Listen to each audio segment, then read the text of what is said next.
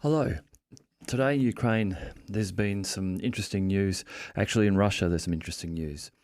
Putin has sat down at a table with journalists and held a televised conference where he's let some of these frontline correspondents ask him questions. And I do want to talk about that. But just before I get onto that, I just want to mention some footage that I saw today. Some footage from the hamlet of Makarivka, which is on this ledge, this area which has been fought over, and this township or hamlet of Makarivka, which has changed hands a number of times over the last week through the offensive. It seems to be on the path that Ukraine wished to take, and so they're repeatedly fighting for it. However, the Ukrainians are not benefiting from holding the higher ground. The Russians hold the higher ground in this area.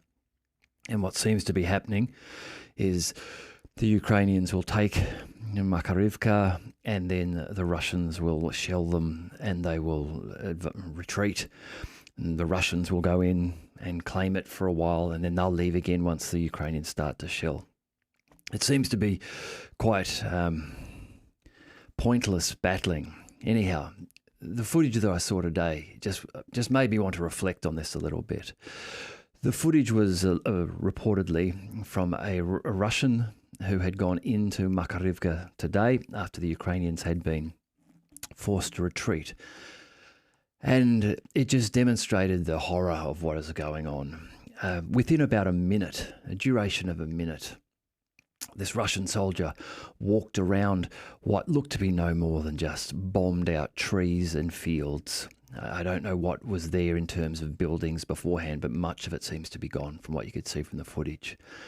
And in the space of a minute, I counted no less than a score of dead young Ukrainians. Some of it horrifically, them seeming to be grouped together in small foxholes, as if sheltering from shelling. And it's very easy for us to sit here and to analyse what's going on and to commentate on this, and make comment on what might be happening and why people are doing things and why there were tactical errors made and all of this. But I think we just have to remember the human aspect of this war, the loss, whether you are Russian or Ukrainian, the loss of human life over this dispute, which is just, it's terrible, and something which I'm sure we all wish somehow could be stopped or could be turned back. But I just think it's important for us to remember that there is very real human suffering and loss going on here. Anyhow, moving on to that. So Putin speaks. Putin held this televised press conference today with a group of frontline reporters, correspondents. It was interesting for many reasons. I'll go through some of those. One of them, I know that there's been quite a lot of, I guess you'd call it, propaganda about Putin, how he's ill, he's unwell, he's afraid to meet with anyone. He only sits at tables with people at the other end of a long table. I think some of those photos that we've seen have been done for PR effect from the Russian side to demonstrate how important he is, how big a table he can have, how he may wish to distance himself from certain people he meets with. Today, he sat at a table surrounded by a group of what looked like 20, 25 people, all closely seated around him. No concerns there at all. No weird COVID concerns or anything evident in this televised conference. But some of the things he spoke about were very interesting. He was asked questions about some of the questions apparently from soldiers on the front line, like there are apparently bounties if soldiers are able to take out key pieces of Western equipment. And some of the soldiers have been complaining that they haven't received their bounties. And Putin very comfortably, openly admitted that he wasn't aware of that not being paid and that he would get onto it and would get that sorted out. He talked about what I got the impression he was indicating, without really meaning to, was that this special military operation has resulted in a sharpening up, a gaining of match fitness for the Russian army. He talks about a number of generals who were found to be wooden generals, useless in the field, no good, and they have been stripped of their post, been replaced by others who Putin's commented on as people who perhaps sit in the shadows quietly during the time periods of non-war in peace, but have been found to be very useful in battle. So, yeah, he talks about that being a clean out, and that has led to now what seems to be a more streamlined, improved warfighting force. He highlighted how the start of the special military operation, highlighted that the Russians had a lack in drone technology. And that the start of the operation, and once things started, they realised that I think the Ukrainians had a better appreciation of the capabilities of drone warfare and how they could be leveraged. He did, however, circle back on that point to say that now the Russians are producing 10 times the number of drones that they were before. They're producing 3 times certain regular weapons and up to 10 times the volumes of guided munitions, 10 times what they were producing at the start of the operation. He went on to speak about Ukrainian armour losses and indicating that the Russian Ministry of Defence would provide these numbers, but he gave some of them anyhow. Putin's numbers were that 500 plus pieces of armoured equipment have been destroyed in the last week or in the last 10 days since the offensive has started.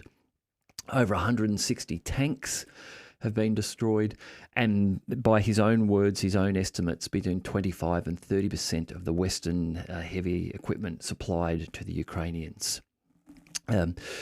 He did mention the Russian losses. He mentioned that the Russian tanks, he says the Russian tanks, they've lost 54 tanks, and that, however, that their losses are at a mere 1-to-10 ratio to the Ukrainian losses. So where he said 54 tanks, if he perhaps meant 54 tanks or if he meant 54 armoured vehicles, that would align with the 1-to-10 ratio where he'd previously stated that 500 plus Ukrainian armoured vehicles had been destroyed.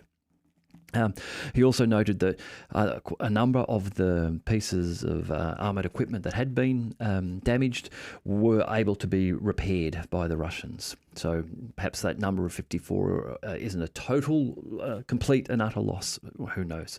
So if you believe these comments from Putin, it certainly seems to indicate that at this stage the Russians are having the upper hand in this Ukrainian offensive, and which I guess, if you look at the amount of territory gained, which yesterday I was reading an article indicating that Ukraine had captured approximately 90 square kilometres. Now, given that Makarivka has gone backwards and forwards a few times, that may be less, it may be more. And it may well be more, but again, it doesn't seem to be large advances. There are reports that the Ukrainians have made it 6.5 or maybe 10 kilometres beyond the original starting line of where the offensive began. That still leaves them with more than 10 kilometres before they reach what is considered to be the true first line of defence that the Russians have constructed, and that they're still operating only in the in what's called the grey zone. An area which is being disputed, perhaps a crumple zone, an area which is lightly defended by Russian troops, just put there to slow down the Ukrainian advance, but seem to be at this stage doing more than just slowing that advance down and actually repelling it in a number of areas. Putin was asked about a mobilisation and if Russia will mobilise. Now, this was interesting. He said that there's no mobilisation underway at the moment, and it concluded by saying at this time there was no need for mobilisation. However, he mentioned that since January of this year, 2023, they have had 150,000 contract soldiers join the Russian armed forces, and that they've had an additional 150,000 volunteers joined. As I mentioned yesterday, reports indicating that 10 or 13,000 volunteers had joined just last week. So there may not be a need to be an actual explicit mobilisation if, as Colonel Douglas Macgregor has indicated for some time that Russia is undergoing a mobilisation by stealth, where the support for the war and the belief in the war is so strong that Russia is getting, as it seems to be indicated, large numbers of volunteers who are volunteering to join without Russia having to go out and force a second mobilisation. These numbers that Putin has mentioned give us the ability to then make an estimate of what Russian forces might actually be at the moment. So Russia has been said to have had anywhere between 150 to 200,000 troops in Ukraine at the moment. I don't think that number is really disputed. There seems to be plenty of evidence indicating that those numbers are there. If we now assume 150,000, if we now add on 150,000 contract soldiers, that takes you up to a force of 300,000. If you then add on another 150,000 volunteers since January, you're up to 450,000. Yevgeny Prigozhin of the Wagner organisation has also indicated that he is getting many more recruits, and this seems to be, believe it or not, through the publicity of the social media impact that the Wagner Group have had, and that he's getting people volunteering to join. They're not having to go through prisons now looking for people, offering them parole to join the Wagner Group. They're now getting people who want to join the Wagner Group. So if we, if we look at these numbers, if you consider these numbers continuing for a period of time, you could see that in a year's time, or even less than a year's time, that 450k could be up to the 700k or 800k mark. So Russia could be effectively amassing by stealth over the next year a force of upwards of 750,000 soldiers. Again, hard to say how accurate these figures are, but they definitely could be within that area. Another way, this is something some analysis that Simplicius, the thinker, has done around trying to perhaps validate these numbers.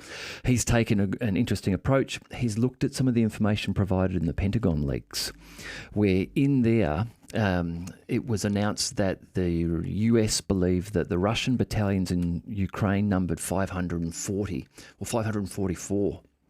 And his logic goes that if you take a battalion to have about 800 troops and 544 battalions, then you're looking at another 435,000 there in that number there. So if you were to assume that's what was already there, that they haven't lost a great deal of those, that they've got these extra these extra volunteers and contract soldiers coming to join the forces, and they have a continuing growth of these volunteers, then yes, it does seem possible that a number of 750,000 troops in the near future for Russia available to fight in Ukraine could be very possible. Simplicius also goes on to talk about what the Ukrainian numbers might be.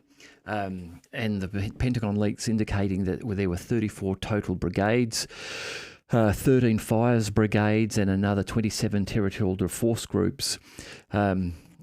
If you take a max brigade size estimated to be 5,000 men, then those 74 brigades in total would give you 370,000 Ukrainian soldiers.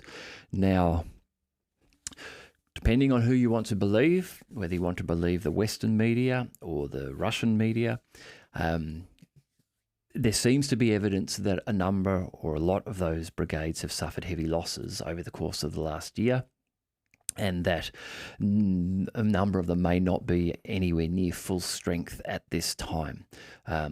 Reports coming out of areas, fights such as Bakhmut, where Russia seemed to just use that as some sort of a meat grinder trap, terrible term, but the term that was used by both the Ukrainians and the Russians, to draw Ukrainian forces allow them to come in and then destroy those troops, those men, their equipment.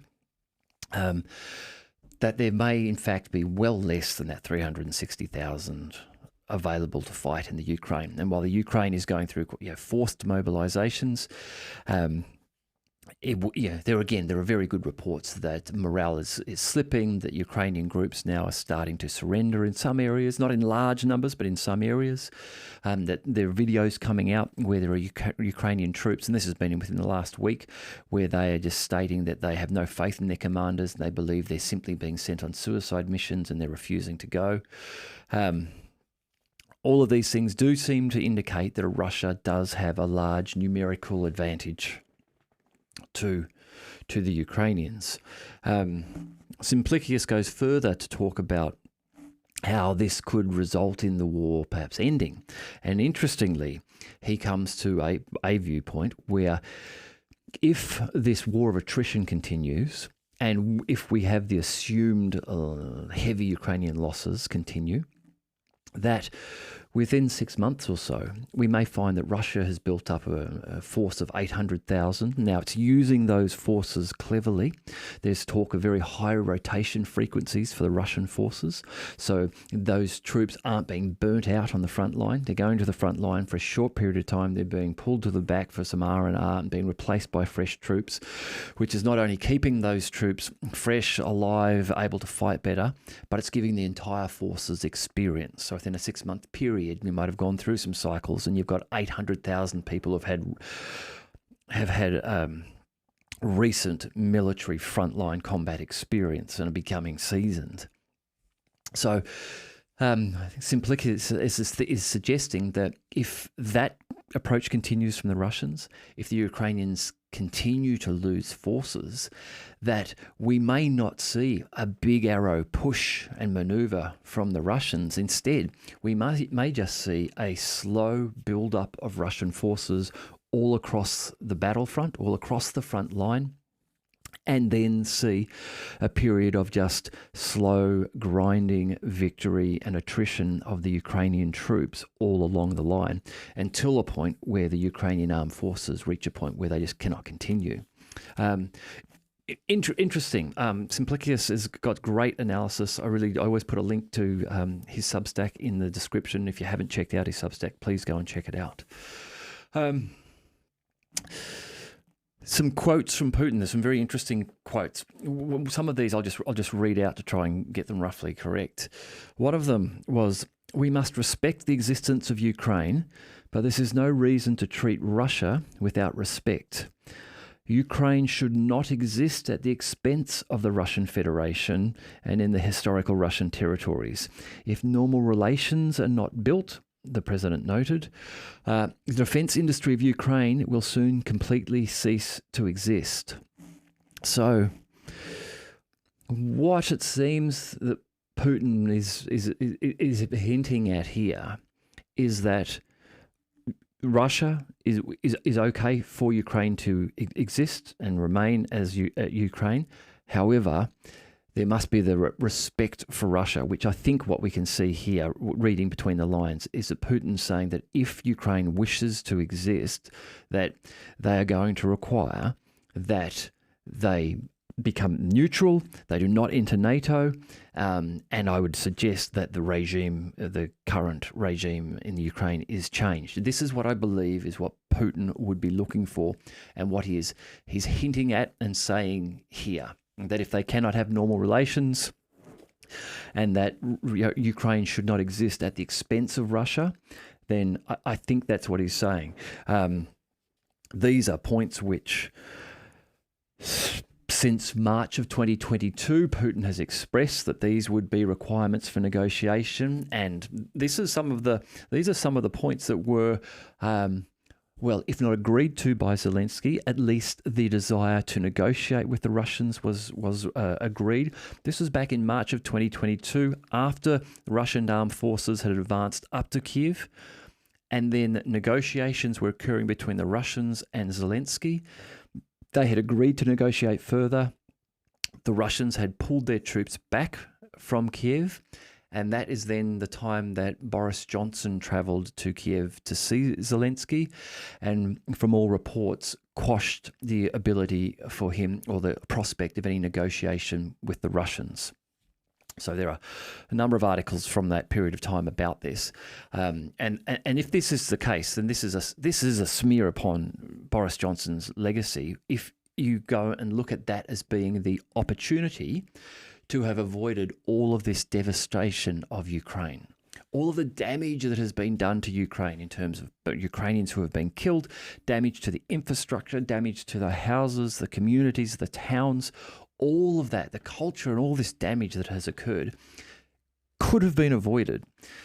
If we further do assume, so assume with me if you like, or if you don't, that's fine. But if we assume that Russia is amassing a force which is capable of pushing Ukraine to a point where they either embark upon World War III by involving NATO, which is another possibility, which I'll speak about in a moment, or if they do wave the white flag at that time and end up agreeing to being neutral and to not having a Western-aligned government and not having NATO in Ukraine, then all of that could have happened in March a year ago and avoided all of this horror of war.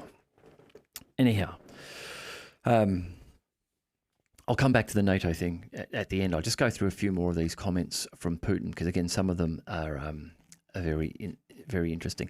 On that topic there, he actually raises this comment about the negotiation possibility where he says that Ukrainians threw away all agreements reached in March 2022 after the Russian troops withdrew from Kiev. And what he's speaking about here is the fact that the Ukrainians were prepared to negotiate at that stage before Boris Johnson had come in and said that that wouldn't be happening. And really, I think Boris Johnson's lever there was to the Ukrainians that if negotiation occurred, the Western armed forces would not provide any support to them if things went wrong. And so Zelensky then agreed to align with the Western forces and receive Western military supplies and stop the negotiations. Another interesting one, because again, I know that people like John Mearsheimer, he has done very detailed analysis of as to why this war began, what led up to it, NATO expansionism as being a large part of that. I think Mearsheimer does a very, very good job of laying out a logical argument there. Interestingly, one of Putin's comments today was, we thought that we were part of the club, and I even floated the idea of joining NATO, but we were not even considered. And so this, I think a lot of people are unaware of, was that, Russia, there were discussions with the possibility of Russia joining NATO some time ago.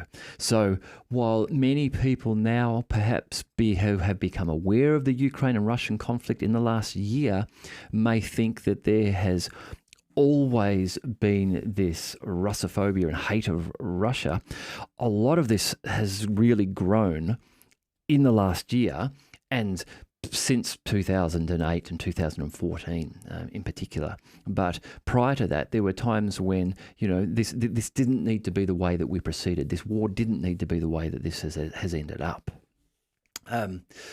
Putin also comments that Polish mercenaries are fighting on the Russian border and are suffering heavy losses. Now, there have been reports of that for quite some time. I remember a few months ago hearing reports that there was a lot of Polish chatter being heard by Russians when they were intercepting Ukrainian communications.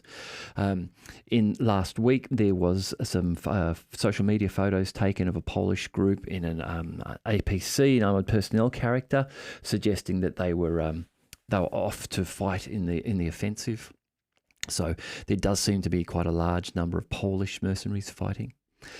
Putin's also mentioned something interesting here, which is that Russia will consider creating a sanitary zone or like a buffer zone on the territory of Ukraine in case the shelling of our regions continues. This, I think, is connected to what's going on in Belgorod.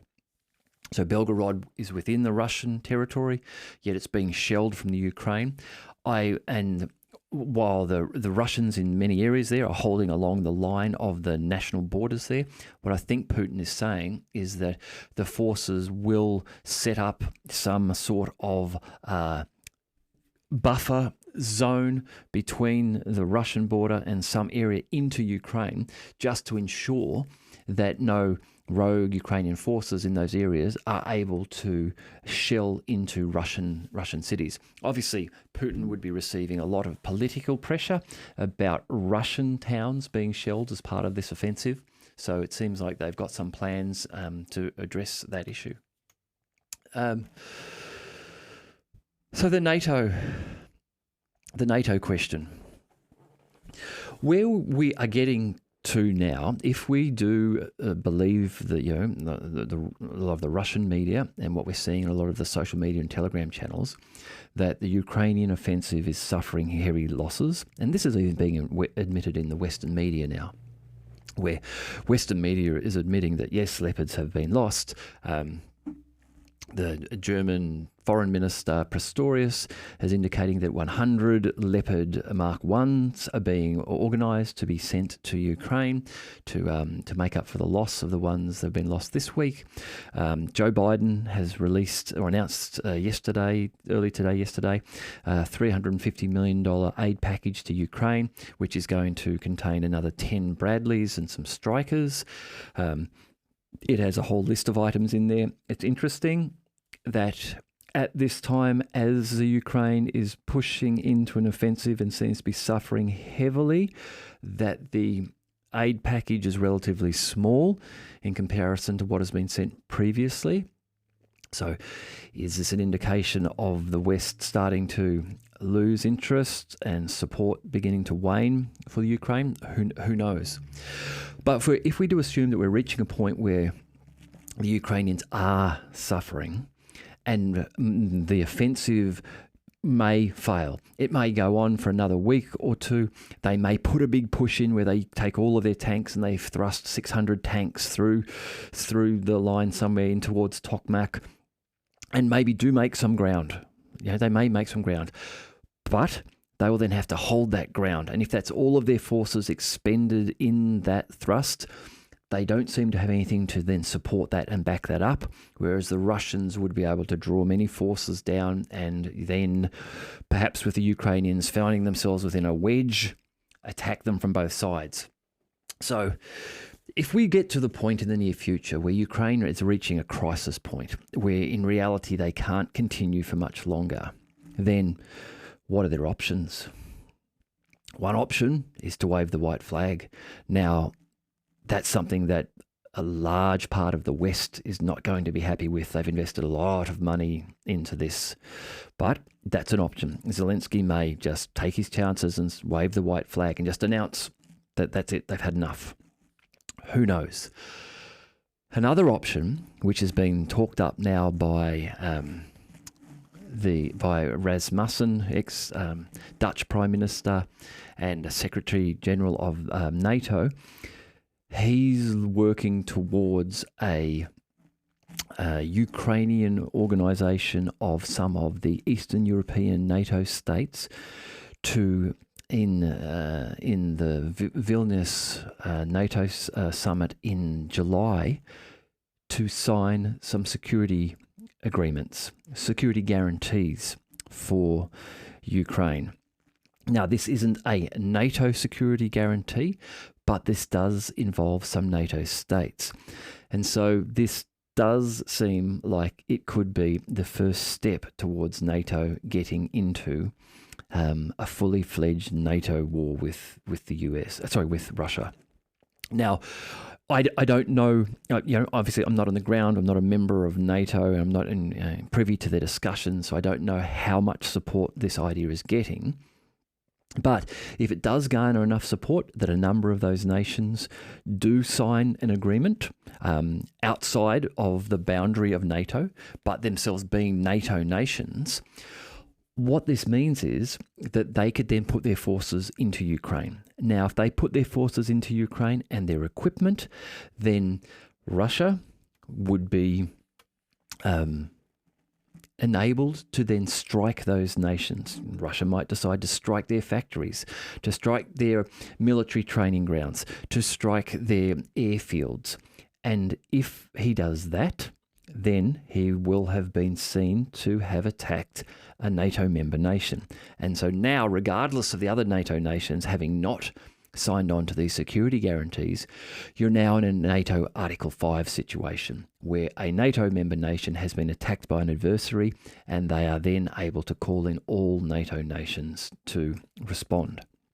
Now, all of this heating up at the moment as we've got Air Defender 2023 going on, which means that there are hundreds, if not hundreds of planes, of aircraft in Eastern Europe at the moment, practicing a NATO Article 5 scenario, plus 10,000 support troops just for that air defender activity.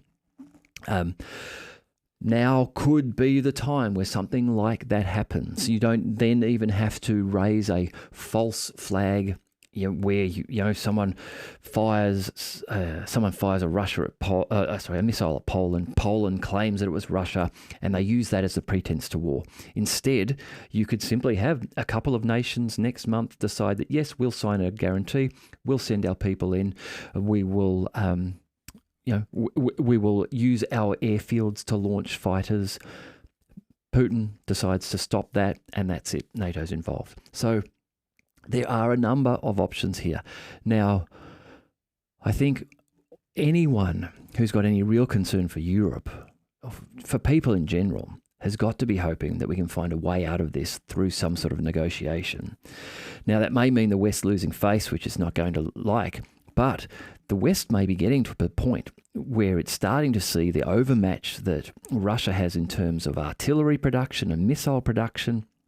And the fact that the West hasn't invested in these fields for the last 20 years, and since the 80s, they've reduced the numbers in the US of their munition production factories, and that a lot of their kit is now produced in India and China, they may realize that they're in a position where they need to be careful, because if their real peer competitor is China, and if they have dreams of going into Taiwan to support Taiwan, then they're going to struggle to fight both conflicts. So who knows how these things will turn out. We may reach a point where the West will say, okay, enough is enough. Yep, we're going to take this on the chin, because it didn't work out how we'd hoped. We didn't demilitarize Russia and get rid of Putin.